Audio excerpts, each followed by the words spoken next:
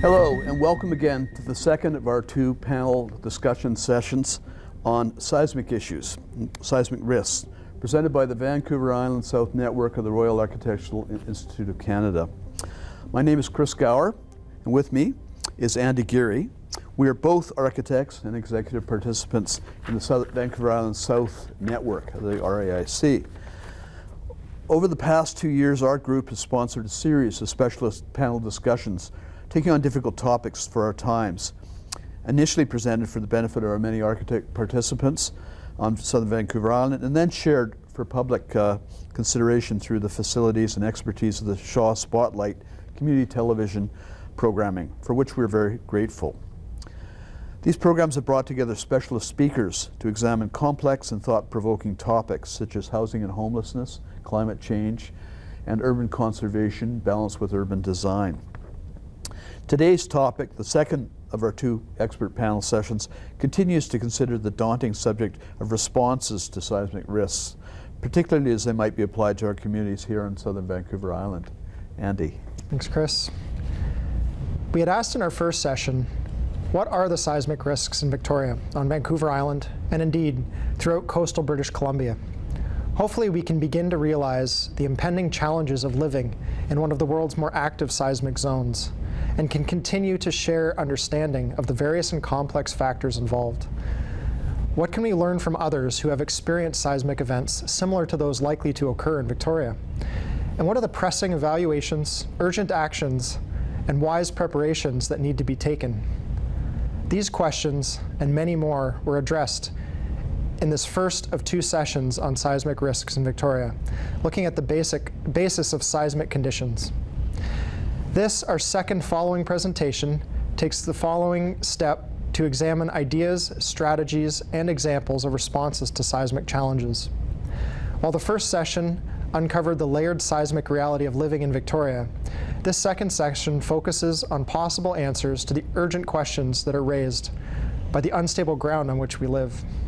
Please note that we are now also underway preparing for an upcoming third seismic panel for next spring, looking at the more focused topic of seismic design and architecture, and indeed are seeking architectural panelists for the discussion.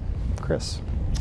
So today's second session, moderated by Gregor Craigie, begins with presentations from each panel member, which are then followed with a discussion. So the three panelists for the session today are Victoria engineer Kate Ulmer of Herold Engineering, who presents a current case study in heritage renovation and upgrading, seismic upgrading at Vic High School. Secondly, second panelist, New Zealand public official and engineer Ken Elwood outlines the regulatory context for assessing and addressing seismic risk in New Zealand.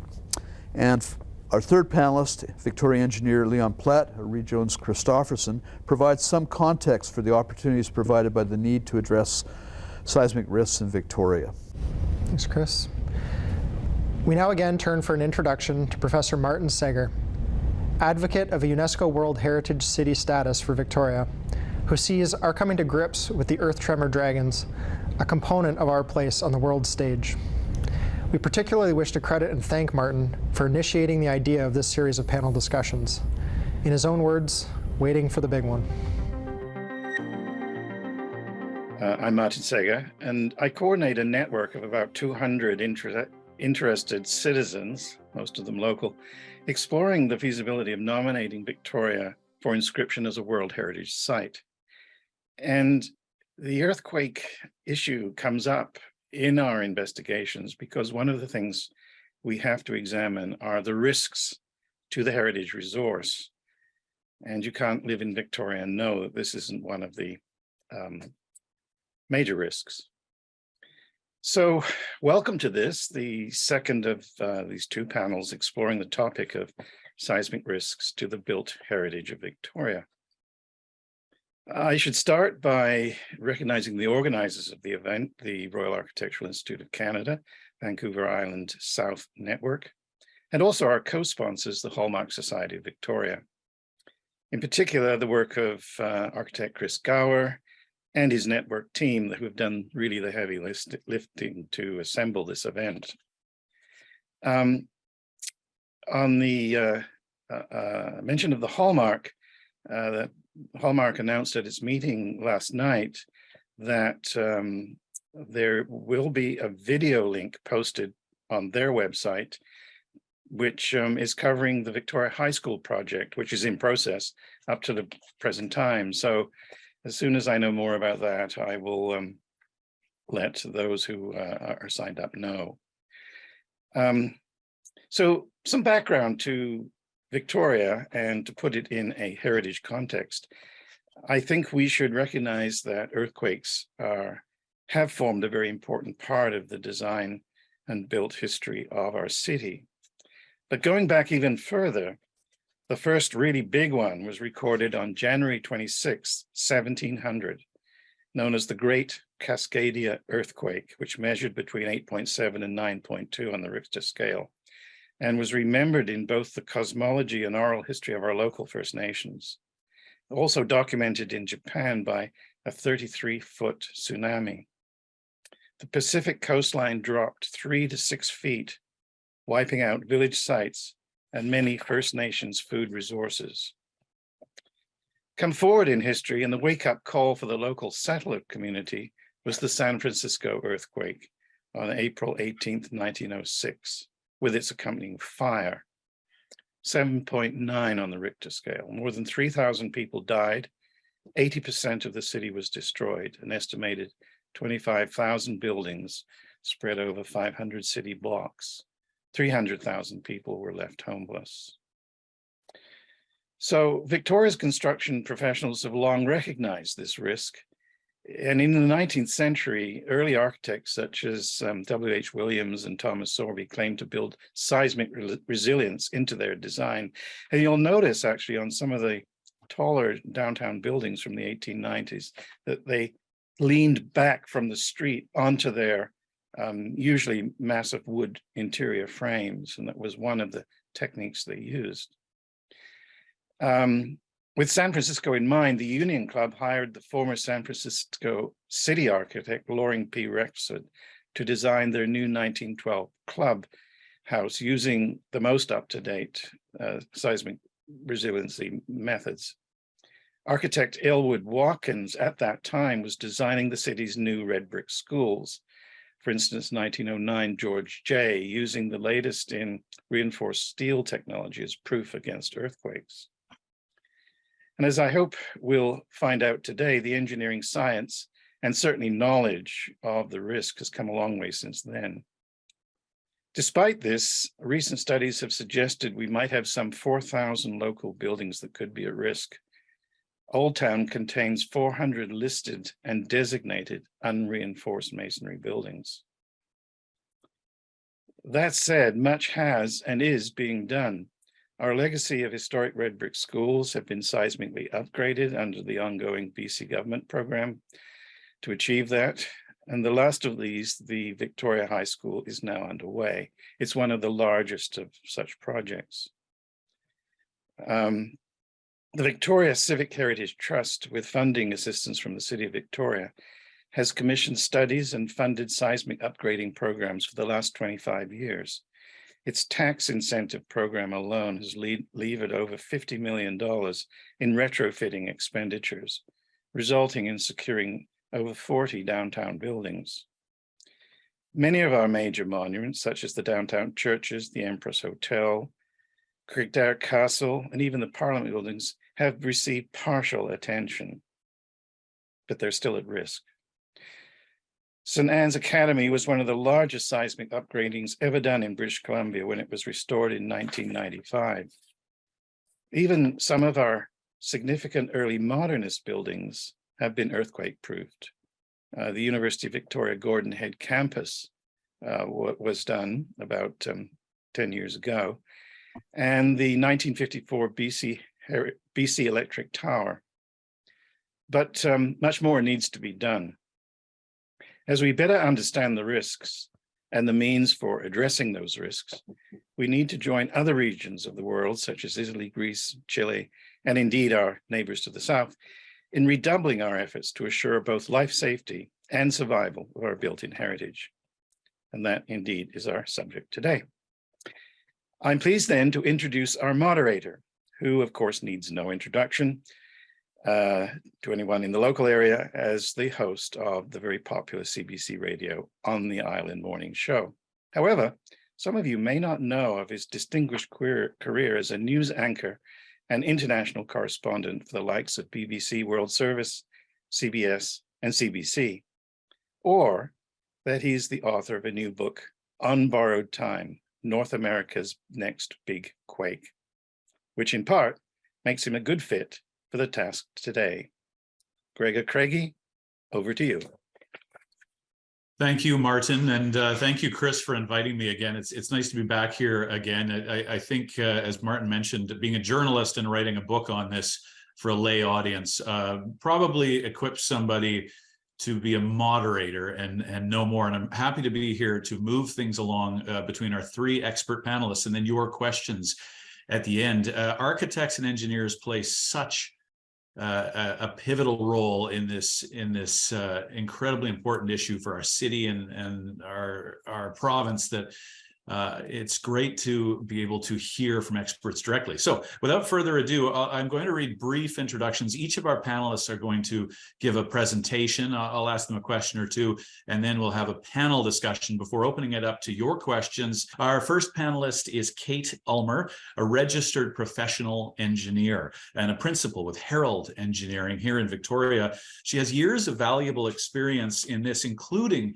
extremely relevant experience right now working on the Vic High seismic upgrade in Victoria. So Kate, over to you. Thank you. I'm pleased to be here and have the opportunity to share with you a bit about our Vic High project upgrade. There's a lot to cover with this project, and I won't be able to get to all of it, of course, but I would like to give you sort of a view of the existing structure and discuss some of our seismic upgrade concepts, and then show a little bit of the construction implementation and some of the challenges and the solutions of the construction phase. First up, I really want to recognize the project team. So as the structural engineers, we had a significant role in this project, but the project also comprised a really broad scope, and it involved a number of professionals from a variety of different disciplines.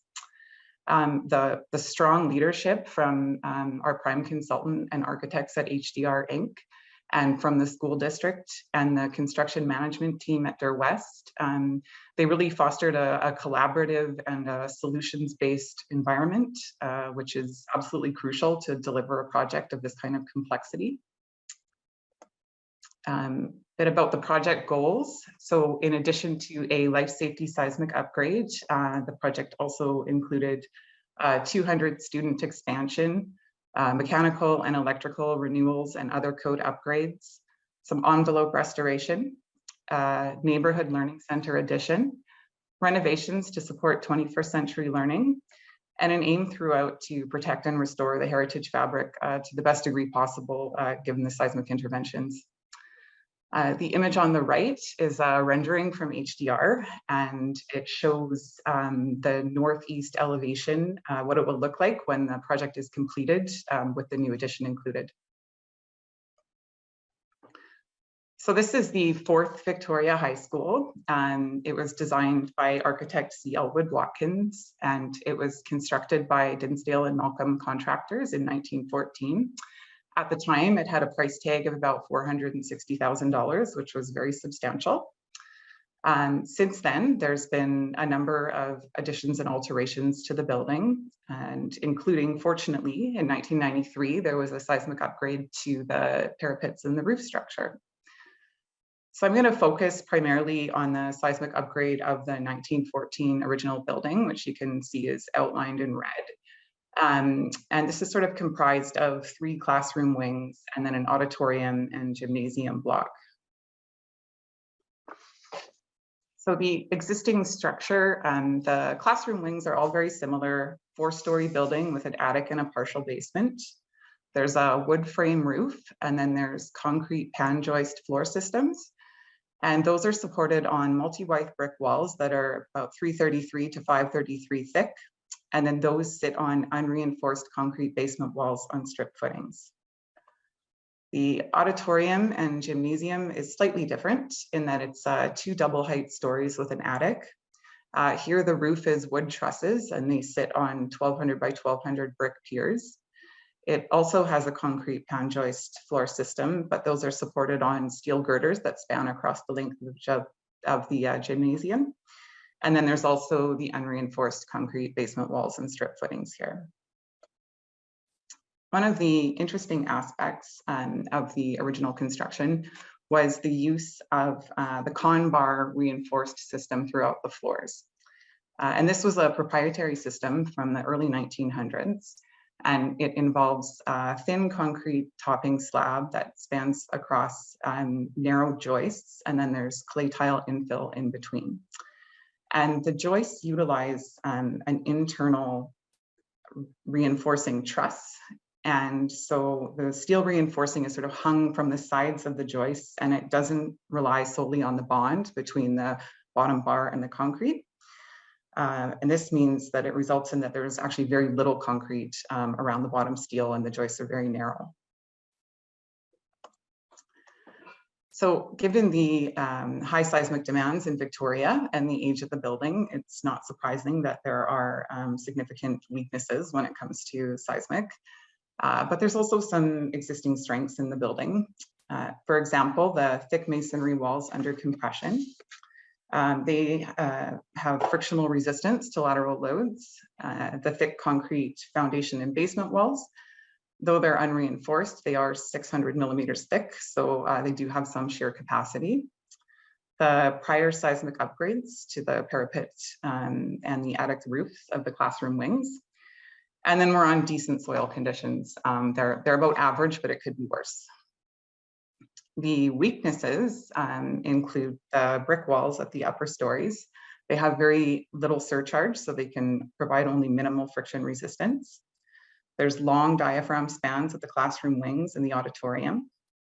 There's poor connections at the walls to the diaphragm, both in and out of plane. And there's discontinuities throughout the diaphragm due to mechanical shafts and also at the auditorium roof. And there's a number of heavy clay tile partitions throughout the building. So to address these weaknesses, our seismic upgrade concept. So the design was done to the Ministry of Education's Retrofit Guidelines, 3rd edition. And this is a performance-based approach that was developed for the ministry, and it uses the results of testing and nonlinear analysis that's conducted at UBC. And the benefit of this methodology over a code-based approach is that it provides engineers with tools to combine the capacity of the existing structural elements with their new retrofit systems. The program also includes a mandatory external peer review process. So our actual concepts consisted of adding new concrete shear walls to increase the capacity and reduce the diaphragm stresses, adding concrete and steel drag struts to direct the loads to these new shear walls, connecting the wall and the roof to the floors to protect from out of plane failure, adding plan bracing at the auditorium to strengthen the diaphragm and protect the walls out of plane, demolishing the clay tile partitions to mitigate the fall hazard and to improve diaphragm continuity. We also added usable floor space and infilling the mechanical shafts. And then improving the connectivity of the brick wides to mitigate the risk of separation during a seismic event. So this slide shows the layout of the new structural elements. So in purple, we have the shear walls, and then the orange lines represent the drag struts dragging the loads and connecting the elements together. The placement of the new shear walls was structurally determined by the capacity of the roof and the floor to span between shear elements. And the east and west classroom wings were particularly vulnerable in that they're long and skinny compared to the central core. So this kind of created a situation where the wings are more flexible due to the long diaphragm spans and the lack of lateral capacity. So the goal was to distribute the new stiff elements in a way that would prevent differential movement between parts of the building and that would limit the building drifts to match the capacity of the existing masonry. So for this reason, the new stair cores placed at the north end of the east and west classroom wings were a key part of our upgrade solution. The rectangular arrangement of the stair core walls makes for a very stiff shear element, and it also addresses the need for walls running continuous from foundation to roof. The walls are fairly substantial in size. They're about 450 millimeters thick on average, and they tie in to the north end of the wings at each level. And these cores also had the added effect of contributing to the capacity of the 1955 edition, which is to the north of the original building, and it ties the two vintages together laterally. We also added some new shear walls in the light wall space between the auditorium block and the classroom wings, and in two interior locations in the south wing. And the intent was to improve the capacity while minimizing the impact on the interior layout and to maintain the appearance of the building's exterior. The upgrade to the auditorium and gymnasium block was similar. At the auditorium, there's a vulnerable situation where we have heavy masonry walls and piers, and they're supported by a relatively weak wood roof structure. So our upgrade scheme involved strengthening the roof by adding a layer of plywood at the attic floor, and then providing a steel truss to support the wall at the north end of the auditorium, where the attic floor ends and the ceiling vaults up to a peaked roof. You can see the image on the right, there's a blue cross brace representing that strengthening. This area also required new concrete shear walls at the north, east, and west, and these carry down through to the gymnasium below. The design approach in this area was to minimize interference within the heritage significant auditorium. So we provided our structural upgrades above the ceiling and behind the stage. This is just a sample of some of the details that we utilize to connect the existing floors and roofs to the walls and to create our drag struts to drive the elements to our new shear walls. Because of the skinny profile of the joists in the conbar floor system, we weren't able to anchor anything directly into the existing concrete.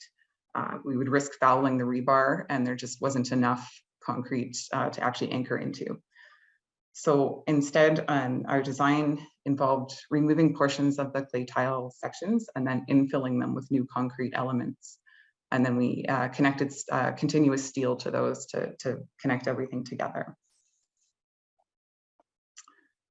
So that's kind of an overview of the upgrade design concepts. And now I just wanted to share a little bit about the implementation of the retrofit work and some of the challenges and solutions that we faced during the construction phase. One of the earliest challenges encountered was the underpinning of the existing foundations. So to support the high overturning loads of our new shear walls without exceeding the bearing capacities, some pretty substantial footings were needed. The footings intersected with the existing foundations, and that resulted in the need for underpinning.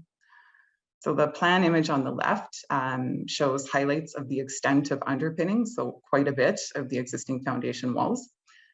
And then on the right just shows some typical sections through an underpin. So the solutions to this work, in some areas, we were able to use a phased underpin where you excavate in alternating 1.2 meter segments. And this is kind of a conventional approach to this work. And the image on the right shows what that looks like. In other instances, we had a very deep underpin of 4 meters or more. And so steel bracing was required to support the existing foundation walls. And then in a couple of really challenging situations where we had to underpin heavily loaded piers, we utilized a shotcrete carrying beam that was supported on steel pipe piles to safely carry the structure and to allow the workers to place rebar underneath the building. And so the image on the right shows that shotcrete carrying beam. It was doweled into the existing structure, and it's supported on a couple of piles. One of the other challenges was casting the new concrete against the existing masonry walls. Constructing formwork and bracing the existing masonry to accept the pressures from fresh concrete posed a bit of a staging and a scheduling challenge. So the solution here was to use structural shotcrete for the majority of our new shear walls. And while shotcrete isn't new, structural shotcrete hasn't really been widely used in Victoria, though it seems to be getting a bit more common lately. So these images just show some of the shotcrete work. As previously noted, the drag strut and connection upgrades required removing portions of the clay tile floor and infilling with new concrete beams. So this work was originally intended to be done by chipping the clay tile out from the underside and then coring discrete holes in the concrete topping slab to pour the new concrete through. However, the removal of the clay tile from the underside proved to be some pretty difficult work. So it was determined that demolition of these infill pockets from the top side would be more effective. But because now full sections of slab were going to be removed, we had to utilize temporary shoring to ensure the integrity of the floor system during the demo process and to protect worker safety. And it was a lot of shoring to go over 4 floors for the entire building. Some of the biggest challenges that we faced had to do with just the existing structure conditions, in particular cracks and unsupported openings and core holes and damaged joists. The image on the left shows an existing wide crack that we discovered that runs the entire length of the north end, both the east and west classroom wings, and it's across multiple floors. It appears that the wall is sort of pulling away from the building, and it's suspected that this may be caused by settlement from the 1955 edition.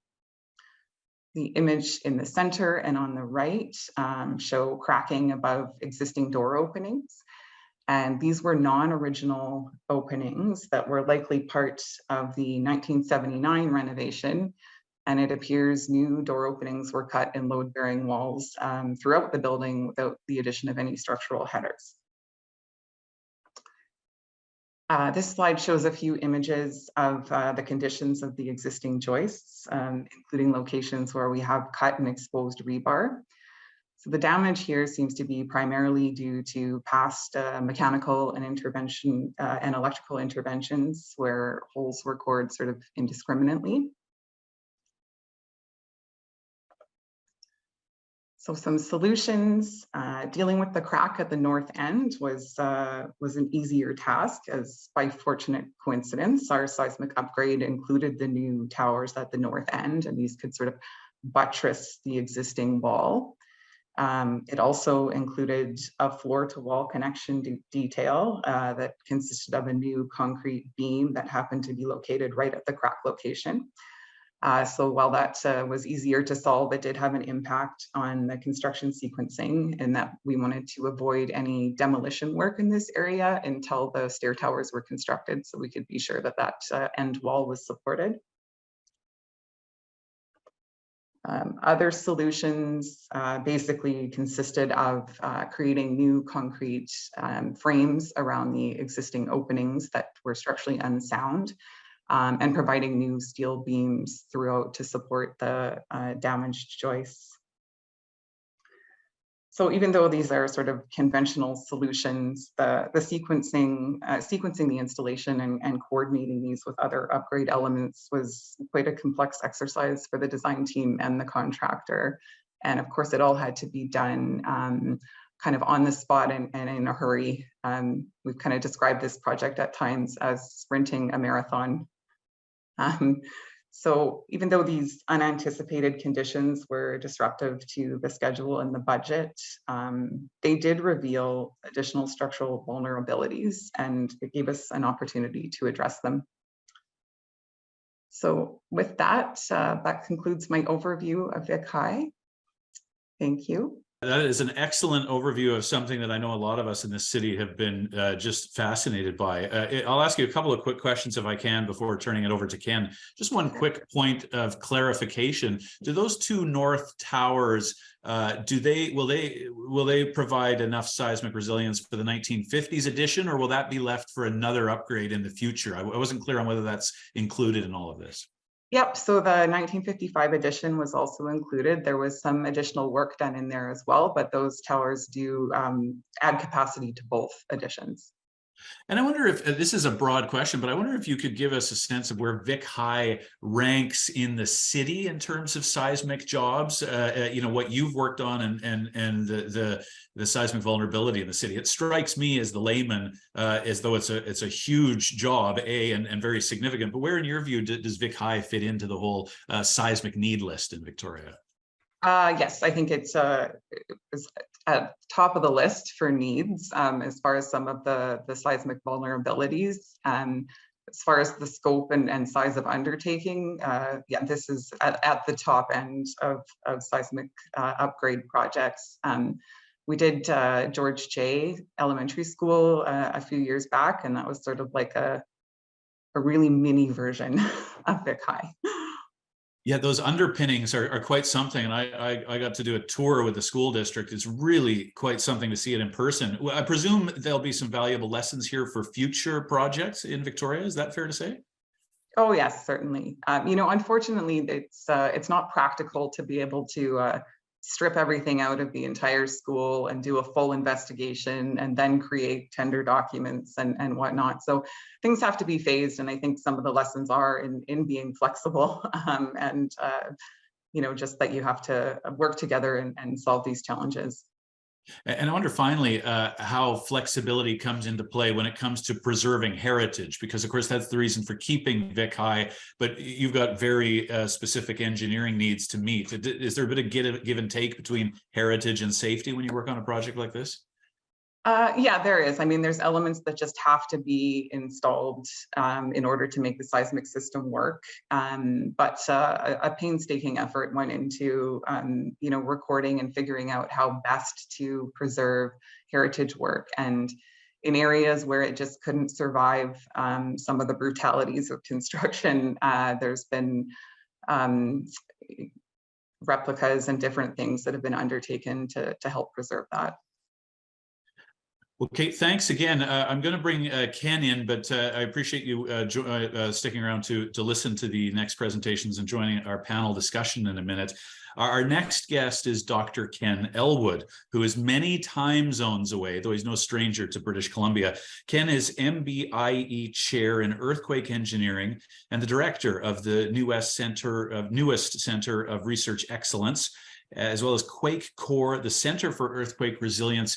He's got a lot of experience in this province, both on Vancouver Island and in Metro Vancouver, but he's in New Zealand. So Ken, thank you very much. And I'll pass it over to you for joining us. It's really a pleasure to be giving a presentation to people in Victoria and British Columbia.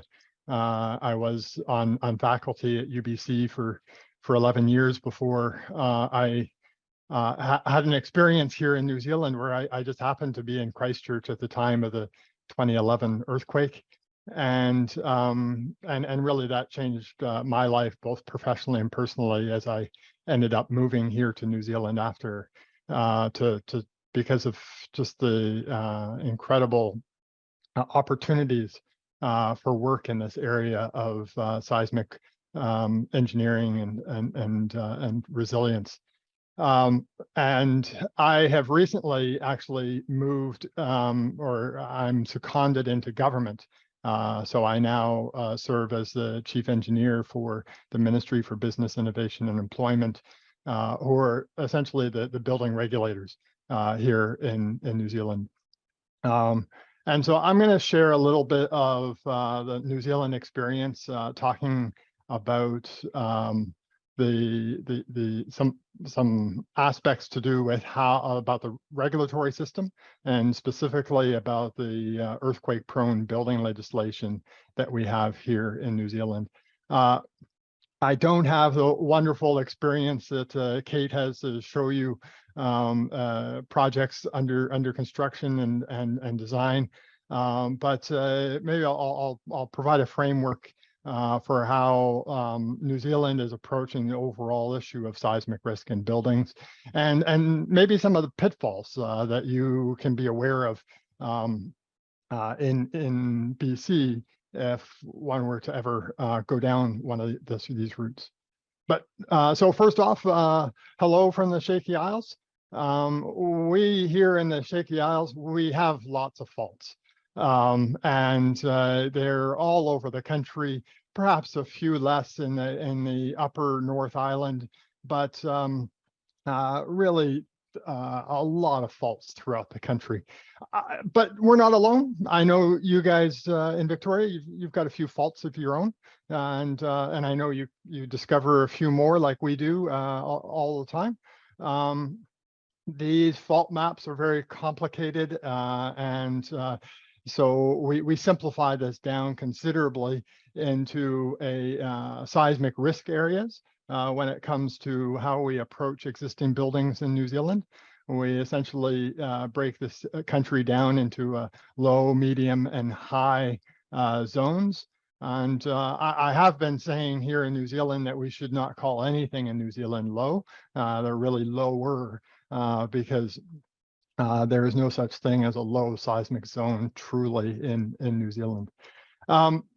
And these zones are used in what's called the Building Earthquake Prone Amendment Act. And this defines an earthquake prone building where we're looking at a building or a part of a building, and this is significant. It's not just the building as a whole, but perhaps a part such as a parapet, which would have its ultimate capacity, where the ultimate capacity is essentially the capacity that an engineer calculates for the building or part.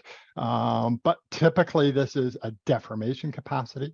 So it has its ultimate capacity exceeded in a moderate earthquake, and where a moderate earthquake is considered as an earthquake that is roughly a third of our design level earthquake in our code. And that failure or exceeding that ultimate capacity represents a significant life safety hazard.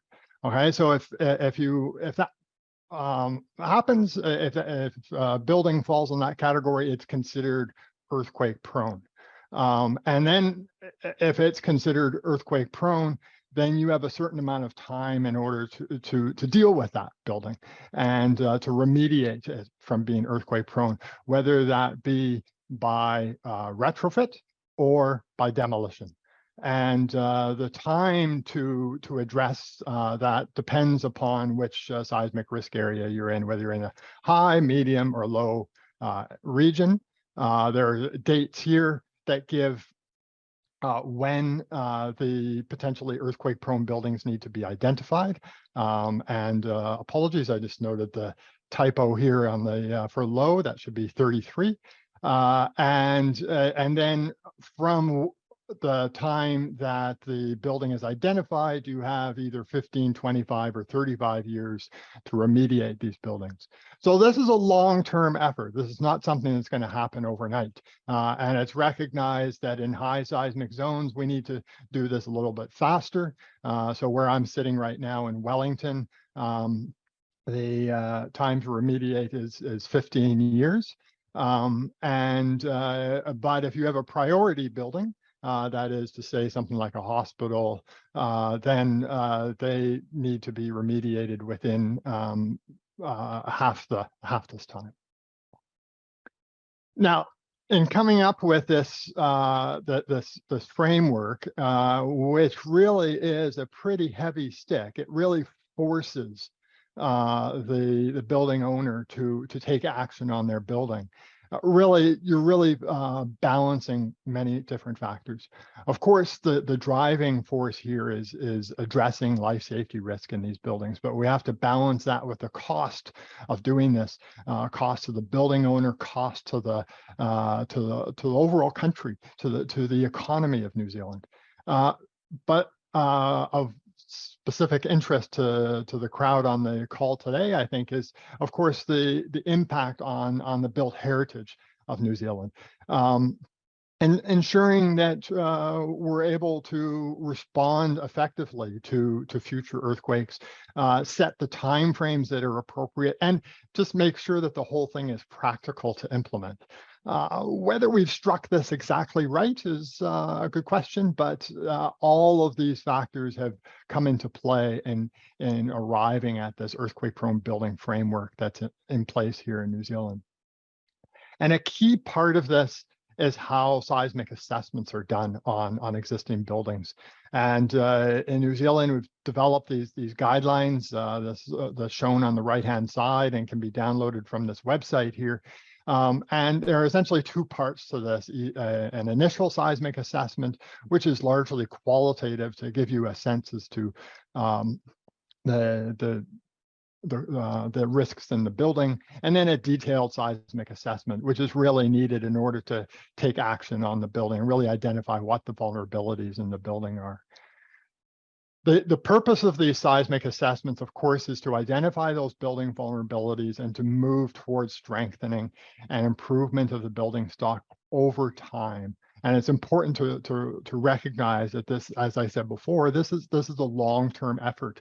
It's not going to happen overnight. And so we're just trying to make progressive improvements to our building stock over time. And this is largely done through identifying a metric that we call a percent new building standard, or if you will, percent of code. An NBS score, as it's called, is provided or calculated for each critical component of a building. And then the lowest of all of those scores becomes your NBS rating for that building. And then based on that NBS rating, the building essentially falls into one of three categories. The most significant of those categories, of course, is this earthquake-prone category. And so those are all of those buildings where the NBS rating falls 33% and below. And in that, if you fall into that zone, there's really this really pretty heavy-handed stick of the legislation that requires strengthening or demolition within the timeframes I've discussed. If you're above that 33% limit, there are no mandatory requirements, but there is an encouragement that perhaps strengthening may still be advisable if you sit between the 33 and 67% NBS. And perhaps above 67% MBS, it may not be absolutely necessary to strengthen unless you're seeking to address other objectives. And just sort of broadly speaking, we like to think of this NBS rating as putting you into one of these three categories. But there have been some unintended consequences. And actually here in Wellington, a large number of buildings have actually been closed after doing these assessments. These assessments provide a very simple number, this percent NBS, but that simple number doesn't fully capture the complexity of the building and the complexity of its vulnerabilities. And sometimes people read a bit too much into that percent MBS. And as I said before, that percent MBS rating is the lowest value on the building, but that may be on a component that represents a relatively small life safety risk. Perhaps it's a precast panel on the exterior of the building that could be easily dealt with. But the public has latched on to this percent NBS. They've recognized it in making decisions about whether they rent in one building or another. And in particular, the CEOs and of companies are making decisions about where they put their workers, in part based on the percent MBS of buildings. And partly what's happening here is an interaction with the Health and Safety at Work Act. The Health and Safety at Work Act seeks to protect the health and safety of workers in as far as is reasonably practical. And this applies across all possible risks, including earthquake risks. Now, that reasonably practical should include a consideration of the likelihood of the hazard, and in which case, earthquakes have a low likelihood. They're rare events, but they're very high consequence. It should also consider the ability to either eliminate or minimize the risk. And in most cases, in the implementation of the Health and Safety at Work Act, most organizations are working toward elimination, total elimination. That's just simply not possible with seismic risk. And really, we need to be focused on minimization. But this act is out there, and it's when an organization receives a seismic assessment with a low rating, there is concern about the risk they're putting their workers at by being in such a building. And as a result, there has been a fair number of buildings in Wellington where people have actually vacated the buildings because of these low NBS ratings. As a result, we at MB developed a guidance document called the Seismic Risk Guidance to help owners and tenants make more risk-informed decisions on the occupancy of buildings when they get these low seismic ratings. And we're seeing more, perhaps, better decisions being made at this stage, where people are focusing on, okay, what can we do about the seismic risk in this building? How can we make progress on the retrofit rather than immediately vacating buildings upon a seismic assessment? So I just wanted to highlight that as an issue that to be aware of, as that is sort of an unintended consequence that we've seen here in New Zealand. Another aspect I wanted to highlight was the potential for moving goalposts as new knowledge develops. And I know in Canada you have had an assessment of the seismic hazard, and particularly in Victoria, there's been some increases in the seismic hazard. Well, we've seen the same thing here in New Zealand. There's been a recent national seismic hazard model that's been released, and what I'm showing here is a map showing the peak ground acceleration across New Zealand for 10% probability of exceedance in 50 years, which is what we in New Zealand use for our building code, from the previous National Seismic Hazard Model on the left and the new National Seismic Hazard Model on the right. And you can just see by that color the considerable change in values. And when we go to design new buildings, certainly there needs to be consideration of this new knowledge of the hazard. But for existing buildings, this can be a real challenge. And so we're grappling with right now, how should we be because we have created this percent NBS that benchmarks back to the new building standard.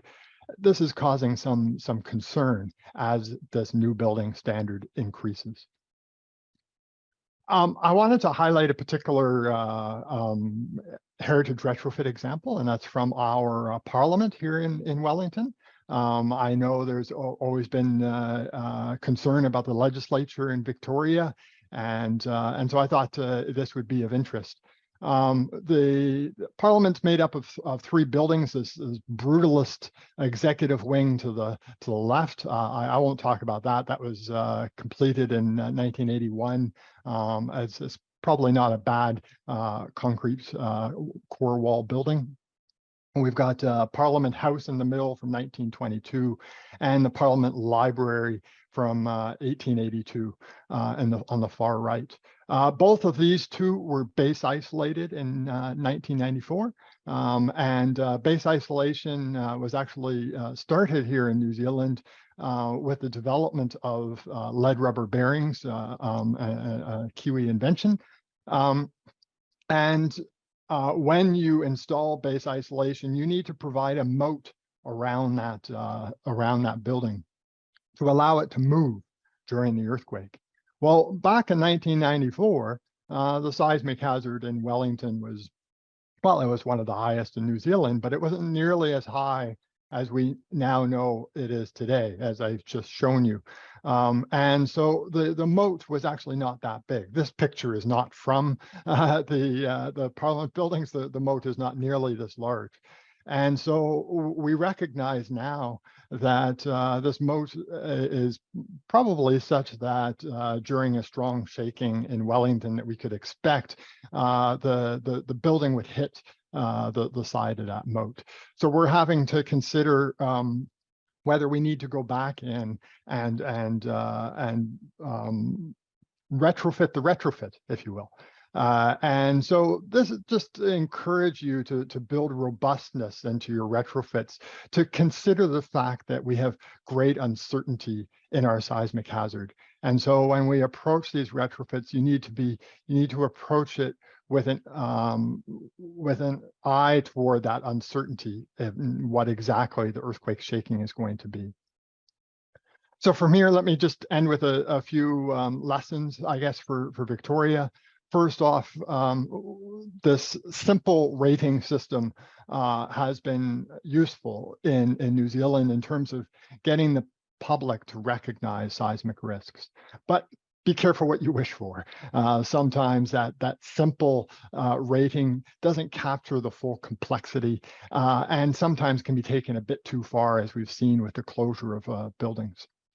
And don't tie yourself to the current code because you're going to end up having moving goalposts, which is incredibly challenging when it comes to addressing these existing buildings. But in the end, as you encourage more retrofits, these retrofits will provide some protection of heritage, but one needs to recognize that that protection of heritage is really for moderate events. That really those retrofits are there to save lives in the larger earthquakes. But in those larger events, one needs to accept the fact that you may not fully protect that heritage. And with that, I just want to end with images of lost heritage in Christchurch after the 2011 Christchurch earthquake. Considerable number of both registered and unregistered heritage buildings throughout the Christchurch region lost forever after that event.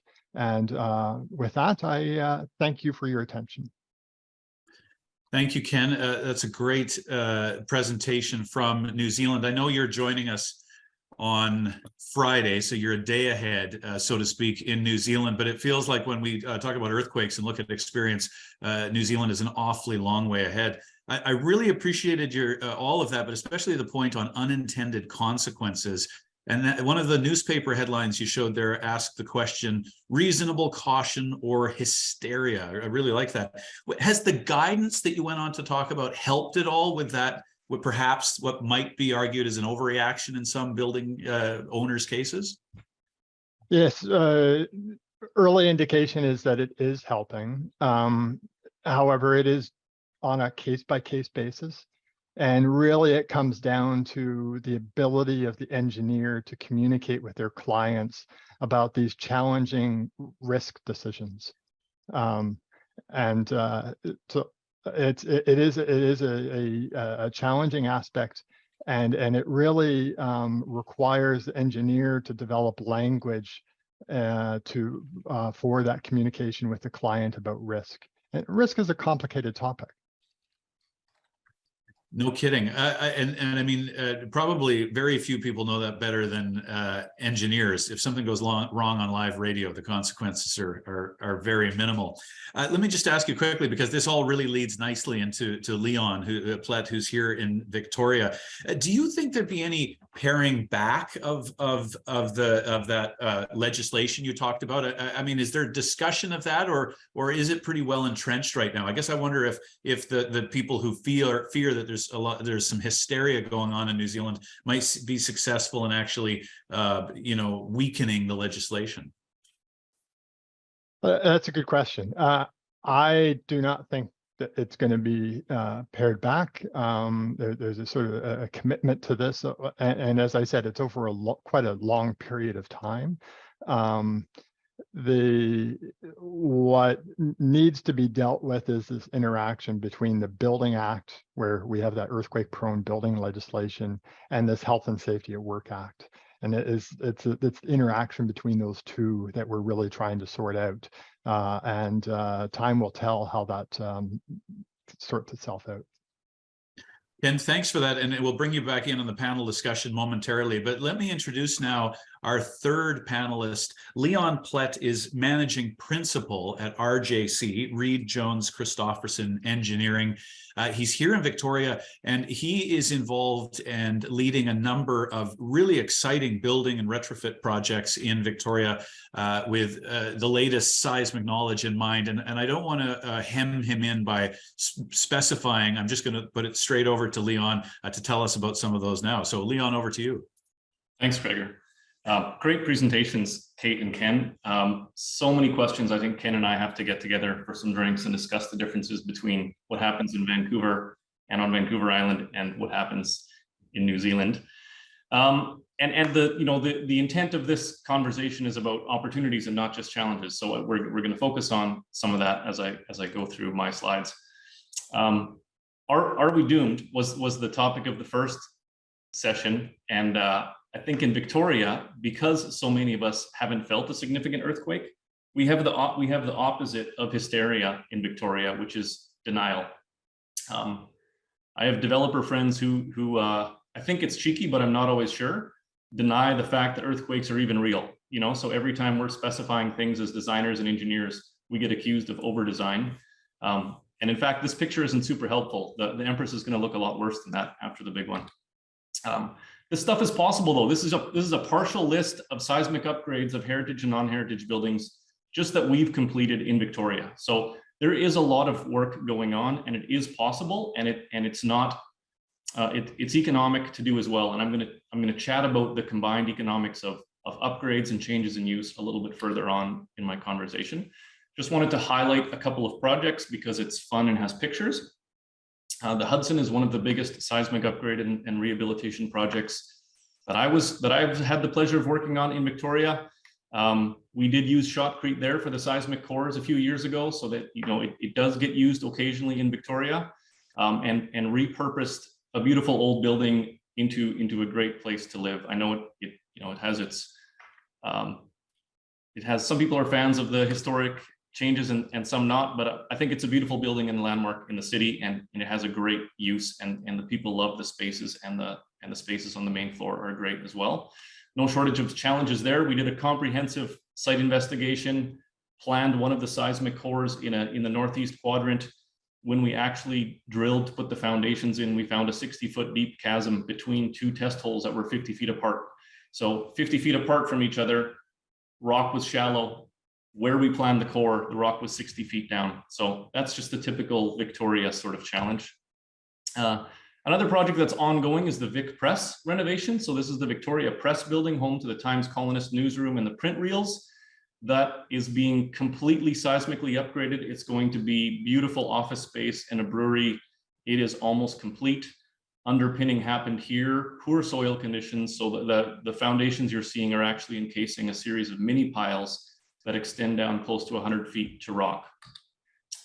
Some of the spaces, this is the old print reel room, beautiful open space. You can see some nice new bracing going in there as well. And heritage-wise, we've done a number of buildings in Old Town. This is one I'm particularly proud of, is a Lizer building where the building footprints themselves were relatively small, and we achieved the majority of the seismic upgrade work inside the courtyard. So that exposed steel brace that you see when you walk past takes all of the east-west load from both of these buildings. It goes into those exposed frames that were able to be built off-site and kept the floor spaces nice and open in both of the heritage buildings to the side. So I see this as a bit of a compromise. We expose some structure and see some of that in the open courtyard area, and we lost a building that was not heritage important in order to save two that are. So trade-offs, I think, are an important part of what we're doing as we undertake this work. So as Ken, Ken was saying, there's changes, the goalposts are changing in New Zealand, the goalposts change here as well. And apologies if this graph is a little bit hard, this is engineering graph here. We'll try to, so that on the vertical axis is the percent weight that we accelerate for a given building in terms of its earthquake force. And on the horizontal axis is the time period of the building, or the time it takes for it to sway back and forth due to its natural frequency. So most of the buildings we design here live sort of in the 1 to 2 second range. And for site class C, this purple line represents the 2010 NBCC, the blue line, the 2015 NBCC that we're currently designing to, and the green line is the upcoming 2020 NBCC, which will be adopted in BC or in BC as the BC next year. So the change from 2010 to 2015 was an 89% increase in forces. The change from 2015 to 2020 is a further 48%. So in 2 building code iterations, the goalposts have changed by 180%. Buildings we designed 10 years ago won't meet minimum life safety under the new code. So the re-upgrading of previously upgraded buildings, as Ken mentioned, is a real possibility. I don't really have any answers. I mean, I'm just stating that for everyone's information. We can design buildings to these forces.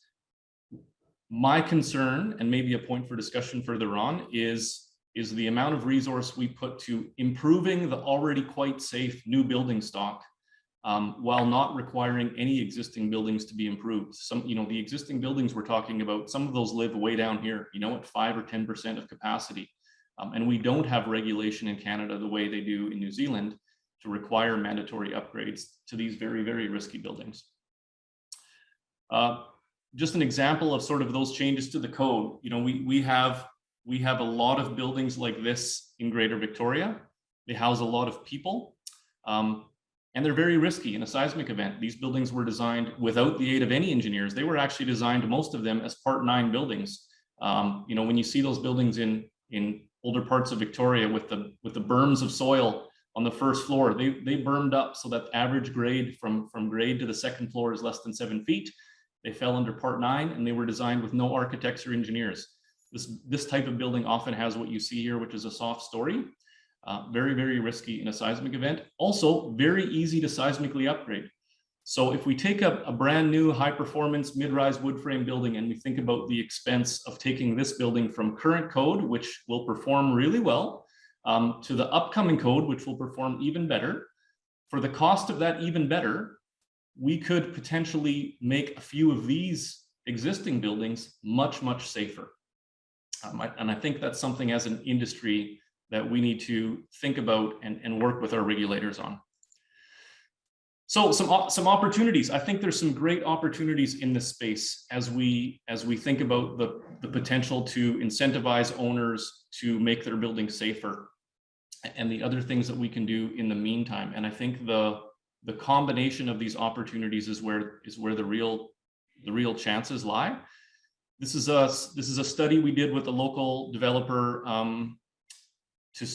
to look at the feasibility of overbuilds. So those same sorts of buildings I just showed on the previous slide, they have a relatively low FSR. We could potentially achieve more density on those sites by building up, but we don't want to vacate the building. So is there a way that we can overbuild over top of existing occupied buildings, improve the seismic safety of the existing building, and then offset the cost of doing that by providing more space and more rentable or saleable units?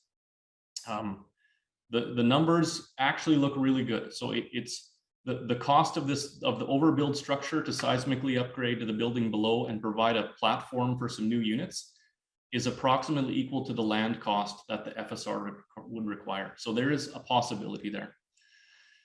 While we're doing that, while the building is unoccupied for this work for even a short amount of time, the other opportunity, and that's not necessarily related to the seismic work, is opportunity for deep energy retrofits and reducing the forward-looking operational costs and carbon use of the buildings. We have a huge opportunity in Canada to improve the enclosures of our buildings and reduce that operational carbon and cost. And doing these two things at once, I think, really improves the economics of our approaches. We did some work with the Pembina Institute and Reframed, looking at the opportunities around deep energy retrofits and upgrades to existing buildings. This was work that occurred throughout this year. Was a 6-month project, 5 different projects teams all throughout BC.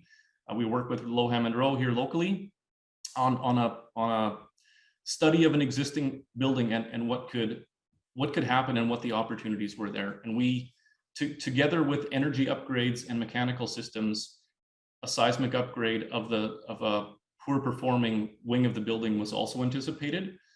All of this work has a very real payback, right? So this is work that's going to happen moving forward. The project is going to happen, and we're going to see reduced operational costs that offset the cost of both the seismic upgrade and the deep energy retrofit, and of course have huge benefits in extending the service life of the building, so therefore reducing embodied carbon usage and greatly reducing the operational carbon in the building. I think this is my last or second last slide here. Going quick because I want to get to the discussion. I think that's where the real fun is. Upfront carbon or embodied carbon is the carbon emitted before a building is built, and then we have operational carbon. As buildings perform better, we reduce this operational carbon. But I think the great opportunity, especially in this conversation, is in the embodied carbon piece. In that, to me, the greenest building you can build is the one that's already built. It doesn't make any sense to tear down, heritage fabric, older buildings, and replace that with buildings that perform better when we're doubling up on the embodied carbon. So that's one piece. The other piece is just a quick snapshot from another one of the reframed projects, which demonstrated the reduction in operational carbon with a deep energy retrofit. And there are just, you can see in the magnitude of the reductions, these opportunities are huge. And I think that we should be layering this operational carbon and energy retrofit work on top of the seismic upgrade work that we're talking about. I think that makes the incentive even larger. So that's all I have on the presentation side. And I think we should jump into some questions. We're going to bring our other panelists, Ken and Kate, back here, if you don't mind. Leon, can I just ask you one question? Thank you for that concise and excellent presentation. I want to ask you about the overbuild, and there's a lot I could ask you about, but what a fascinating concept, not to mention timely when you look at the housing crisis that's going on right now, the need for better environmentally friendly buildings. How far away, or I mean, how feasible or not is one? I mean, I'm wondering if you're looking at any specifics yet, or if it's just conceptual at the moment, this overall idea of an overbuild. Yeah, it's a case study as it sits right now with a local developer. It's completely feasible. I really believe we're going to see this happening. We work on overbuilds across the country. As land becomes scarcer and more expensive, overbuilds make more and more sense. So I do think we'll be seeing this in reality in the near term. Well, whether it's the overbuild or something else, let me ask you, and then I'll ask Kate and Ken as well. If you were prioritizing, if you could control everything from the building code to government incentives and so on, how would you prioritize everything we're talking about here? The seismic resilience of the community when it comes to the building stock and so on. I know it's a huge question, Leon, but the floor is yours. That is a huge question, Gregor. I think if it were up to me, I would prioritize public education so that people understand the difference on, paying rent in a building that's completely seismically unsafe but doesn't have granite countertops. And then I think where we should put our money is in seismically upgrading residential buildings, especially 2 to 4 story wood frame buildings. It's the majority of our rental stock. Spending money on upgrading those buildings to a reasonable level of safety. I think that's where we get the most public safety for the dollar. Ken, what about you? Where would if you had control of it all, where would you prioritize? And I'm thinking back here in BC, of course, based on your New Zealand experience. Yeah, I'd agree with Leon. The residential is definitely where it's at. I think COVID, for instance, has taught us that we can actually do without our offices, but we need our homes. That way they can be multi-purpose and allow our communities to function after a large event, as long as we have our homes to shelter in place and even work from.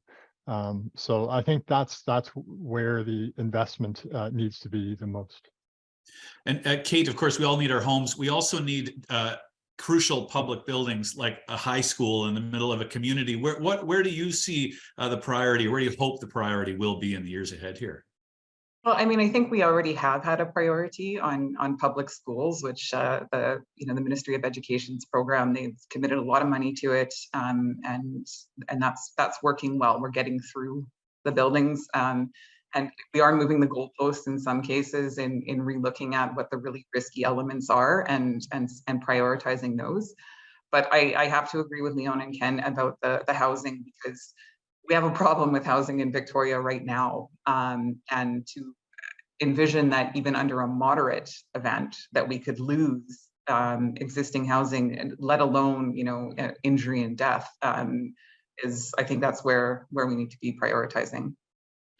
Let's prioritize some questions here. I appreciate your patience, everyone, and putting them into the chat. I'll try to go chronologically through here. I think I'm going in the right direction. Yeah. Rizolino writes, which is more effective aside from underpinning? Structural shotcrete?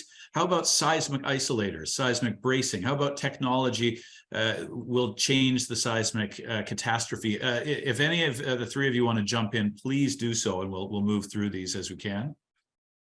Well, I'll answer that question from the lens of Vic High.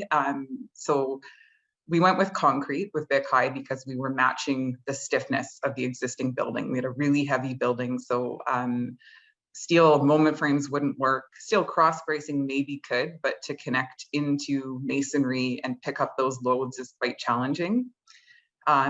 As far as base isolation, it was considered for Vic High in the sort of early planning scheme, but it wouldn't really work for the gymnasium and auditorium block. And then as far as protecting the heritage for the remainder of the building, it's really just that south, the heritage corridor on the second floor. The rest of the building had already sort of been intervened with. And then because we also needed all new mechanical and electrical systems, like the building needed so much other renewal, that sort of doing a surgical base isolation type of approach, it didn't really make financial sense for this building. I think it's important that the engineer have a very broad toolbox, that you need to pick the right tool for the job. And it's not always going to be base isolation or concrete walls, or that it depends on, and this is what makes seismic retrofit so fascinating, I think, as an engineer, is that it really tests your scope of knowledge and being able to use all those tools. Yeah, Ken's exactly right. It's you need a broad toolbox, and you need to have the solution for any given project is its own solution. There's no one size fits all for seismic upgrading. Craig asks a question: how and by whom is the research being done that drives the code changes for seismic forces in Canada, and how did it change 180% in such a short time period? Leon, do you want to pick up on that? Oh boy, I'm not the most knowledgeable about how the code is developed. My understanding in southwestern BC is it's primarily driven by geology and the discovery of new geological events. So it's not as if the building code is changing. What's changing here is the seismic hazard based on the historic record of the number and magnitude of earthquakes that affect a given site. So it's the discovery of more earthquakes in the historic record that drive these force increases. Andy has written a good question. Isn't it also about the acceptable state of the building after a given event? I think that's a very important point to recognize, particularly when you're talking about heritage, that typically your objective is life safety, and that means that you're not necessarily protecting heritage in that larger event. But when you do the retrofit for that life safety in the large event, as you scale back those events to a more moderate event, then you will get that protection of heritage. So one needs to recognize that it's on a spectrum. Ken, another one for you. This discussion is naturally focused on building design, but can you comment on New Zealand's attitude to seismic hazard and upgrade of civil infrastructure like water, sewer, ferry facilities, and major transportation corridors? Yeah, similar sorts of initiatives are underway in New Zealand, or have been underway for many years. New Zealand is a very mountainous terrain, particularly the South Island, and so as a result, often we don't have a large number of transportation corridors. We don't have much redundancy within our transportation systems, and this was recognized particularly after the QuakeCoRE earthquake in 2016, when there were massive landslides along the east coast of the North Island that shut down State Highway 1 for many months. And the drive around to avoid that area was hours and hours as a result. And so there has been an effort to try to provide more options and to build more resilience into the infrastructure, but it's a long term effort. Evan Saunders has a question. Do our Victoria experts feel like a rating such as New Zealand's NBS percentage that Ken talked about, do they feel it would be effective for community awareness? Kate or Leon, do you want to respond to that one? I say yes. I'm all in favor of some awareness from the community in terms of what buildings are a risk and what buildings aren't. Yeah, I would agree with that, as long as we can avoid some of those pitfalls and unintended consequences that Ken spoke about. But absolutely, building the public awareness, you need to have a simple way of communicating seismic risk. Based on the citing of Victoria's legislature, do you feel it would be a good candidate for base isolation? I think probably engineers who have looked at that building would be better suited to respond to that. But generally, that there are many buildings of its of that type that have been base isolated around the world.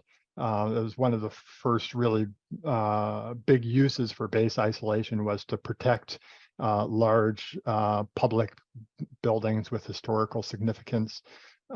So my guess is it would be, but yeah, I'd leave that for the engineer who's taken a look at the details of the building. So I've been involved in some of the preliminary studies on the Parliament buildings and have looked at, with the team that's looking at base isolation for that. And it is a good candidate in many ways, just because of the way that the basement level is. There's an obvious cutoff plane of where you would put that isolation. And then also, because of all of the finishes inside that building, there's a lot to be preserved. And so using base isolation and limiting all of those forces that are acting on operational and functional components and finishes. So I think it is a good candidate for that. What makes the decision one way or the other on something like that? Is it primarily cost, or do other factors precede cost? So with the seismic retrofit program for schools, cost is a driver, because we can't spend more money on one school to do something if it's not necessary, and take that money away from another school that needs upgrading. So, and that's part of why there's this mandatory peer review process in using the retrofit guidelines, is to ensure that what's being done is sort of responsible from an economic standpoint as well. Randall has a question for everybody. I'm not sure on the total numbers, but I'm reading the answer here. This is going all over the place.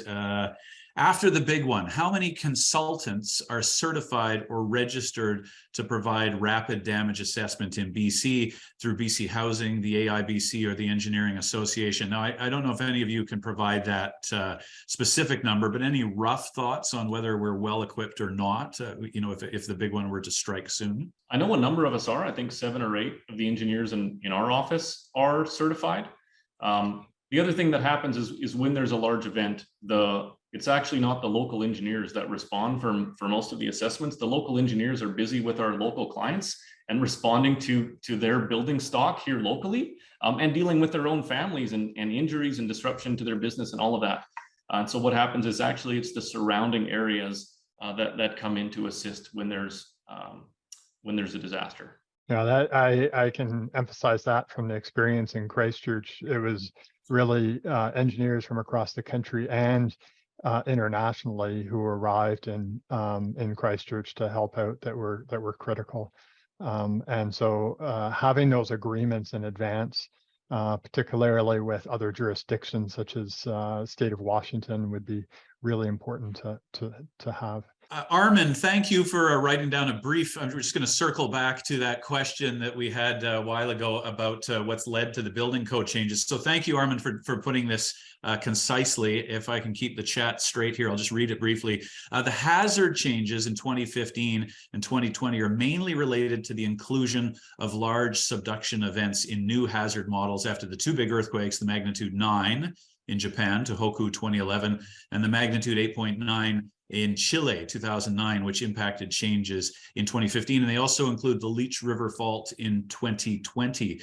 So that's a really good brief explanation for that, Armin. I wonder, Leon or Kate or Ken, if anybody wants to jump into this. I appreciated your example, Ken, of trying to engineer for the future, but let me ask the non-engineer's question. How do you do that when you don't know, if the building code will keep getting tougher or if at some point it'll top out? Generally speaking, as engineers, we follow the current code. There's not a lot of appetite, as Kate said, from taking resources away from another school or taking resources away from another aspect of a project to arbitrarily exceed the code.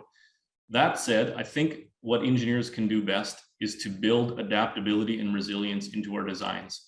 There's many different ways to achieve the code. We can achieve the code with a concrete tower where the core offsets and has a bunch of transfers and the foundations are crazy, and yet it meets the code, but we know that it's not resilient with regard to changes. Or we can design a simple system in a more simple and redundant structural system overall that lends itself to future upgrades. And even though they both meet the code, we know from experience that the more robust and more simple solution is going to be more resilient in an event. It's buildings with sort of offsets or irregularities that are much more at risk. It's not so much the force level as the overall design approach, and that's, I think, where this is a great opportunity to meet with the architects, because often that there's a bit of push and pull between structural simplicity and resilience and architectural expression and creativity. That push and pull is a fun and exciting thing about what we do as engineers, but there's definitely a bit of tension in that process. So working that out is an important thing we can do. I couldn't agree more with Leon. And here in New Zealand, with the release of this new national seismic hazard model and the understanding that the seismic hazard is going to go up in the future codes, there's been a push toward designing for uncertainty. That's sort of the line that we've been using, is to try to move away from the dependence on this number that comes out of your calculations, and thinking more about the overall behavior and making it robust and resilient to uncertainty in that number. And it's much easier to do for new designs, but it can be done for retrofits as well. But there are certainly some systems, like Leon was pointing to, that are not resilient to those changes in that number. And so we got to start recognizing those systems and moving towards systems that have more robustness and have more give to them. Similar to what Leon and Ken have just said, it comes down to sort of good detailing and what your load path is. And so, and then you'll have some additional redundancies, ideally, so you're not relying on a single connection or a single anchor point, a single fuse element that could sort of render the whole lateral system obsolete. So yeah, it's just the analysis changes when the codes change and the actual loads that we're dealing with change. But generally, the overall concepts of adding stiffness and distributing loads, protecting things in and out of plane, that doesn't change. So I think that's that's the only way that we can sort of future-proof.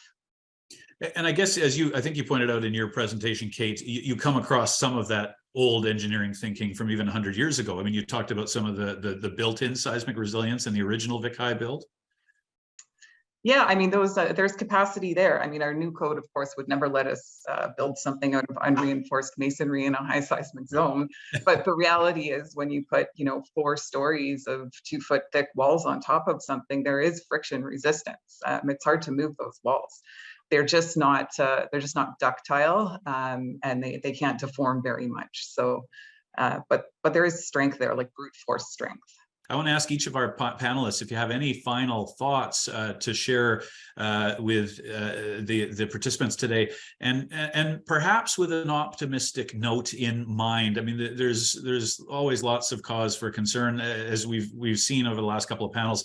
There's lots of things that need to be addressed, and are serious safety concerns if and when the big one strikes. But what gives you hope that not only will we continue some of the good retrofits and seismic improvements, but also perhaps hopefully pick up the pace? One of the things that gives me hope is I'm involved with the board of directors for the Victoria Civic Heritage Trust. And we've seen a flurry of activity of, applications for people that are wanting to preserve their buildings and do work on their buildings. And we have seismic upgrade components as part of that. So parapet restraints and roof diaphragm upgrades, tax incentive program. So that gives me hope that there are incentives available, and they seem to be popular, and people are wanting to utilize them. I think one of the things that gives me hope is that as the cost to construct new buildings continues to increase, that has the unintended benefit of incentivizing existing building owners to add value to their existing buildings. So I think we see this as the market and economy moves in sort of broad waves, is that when new construction becomes difficult, we see an increased investment in existing building stock. So I think that there's some hope there. The other thing is, anytime we get a bunch of smart people in a room and talk about solutions, great ideas come out of that. And we have a lot of experienced and intelligent and smart people with great ideas on the island. And in our design community, and I know that we can come up with great solutions as problems arise. I'd like to also credit the Victoria Civic Heritage Trust. I've been involved with them since I returned from Christchurch and gave a couple of presentations. And it's absolutely clear that the city of Victoria, the people of Victoria, care deeply about their city. They care deeply about the heritage buildings, the old town, and you're making a personal effort to do something about it. And I think activities just like this one to share knowledge about the seismic risks and what can be done about it, it gives me great hope that Victoria is just getting down to business and taking care of things. So credit to you. 23 years ago, citizens of Victoria got together through 2 conferences. They were huge. They were attended by literally thousands of local people, directly and indirectly. And they planned out a vision for the next 20 years. And part of it was to densify the perimeter of downtown with modern buildings, indeed, high rises, in order to preserve and provide an economy for Old Town. And part of that also was to drive the economy in such a way that we could support the preservation of Old Town and Victoria's heritage in general.